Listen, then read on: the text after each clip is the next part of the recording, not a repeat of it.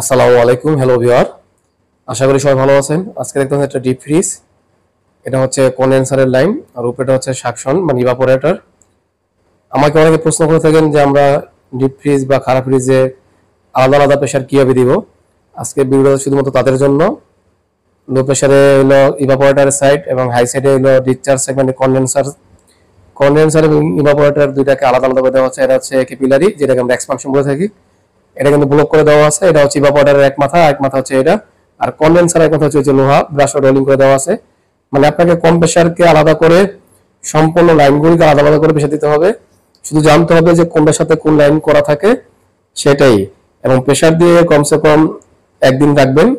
যখন আমাদের pressure leak ছিল না তখন প্রেশার ছেড়ে দিয়ে আমরা যে এখান থেকে ফ্লাশ করতেছি। এটা হচ্ছে আপনারা কিভাবে সিস্টেমের কম্প্রেসার দিয়ে ফ্লাশ করবেন সেটাই।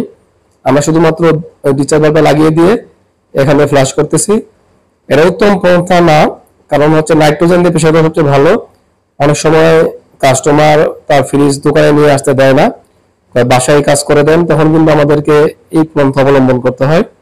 অর্থাৎ কাজটা কিন্তু আমাদেরকে উঠে দিতে হয় যে কোনোভাবেই হোক, সেটা আপনার দোকানে নিয়ে এসে হোক আর না নিয়ে এসে হোক। তাহলে আমরা এইভাবে ইভাপোরেটর এবং কন্ডেন্সার ফ্লাশ করে থাকি। মানে কম্প্রেসার যে ফ্রিজের যে কম্প্রেসার আছে সেটা দিয়েই, বা যদি আপনি এক্সট্রা কোনো কম্প্রেসার দেন তাহলে ক্যাম্পার কম্প্রেসার দিয়ে। কিন্তু উত্তম হচ্ছে নাইট্রোজেন দিয়ে, আবার বললাম। অবশ্যই আমার টেলিগ্রাম চ্যানেলে জয়েন করুন, লাইক শেয়ার সাবস্ক্রাইব ভুলবেন না। সবাই ভালো থাকবেন, দেখে শুনে কাজ করবেন।